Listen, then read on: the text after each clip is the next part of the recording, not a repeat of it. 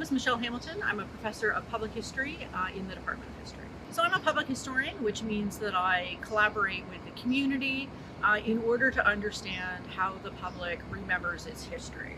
I'm particularly interested in how Canadians understand and remember Indigenous history in Canada. The Truth and Reconciliation Commission a few years ago called on all Canadians to know Indigenous history of their country better and also of the places that they live. So one of my goals is to inform Canadians about the Indigenous history of the places they live, say in London, so that we can all move together towards reconciliation.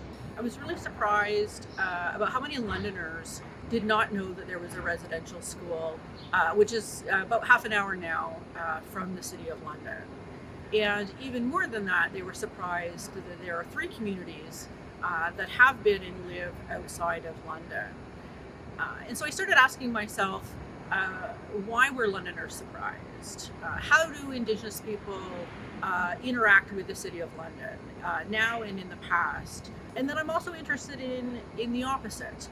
Why do Londoners commemorate Indigenous people in history through things like street names? We have Tecumseh Street, for instance, in London. Or why Indigenous people are commemorated in public art or in monuments, but only as precursors to white settlers coming. When I was trying to trace the Indigenous presence in London in the early 1800s, I was actually surprised to see very few Indigenous people living here. So few that there had to be a reason why. And I think I've discovered that it's because the government Indian agent who managed the 3 communities south of London forbid Indigenous peoples to leave the reserve without his permission.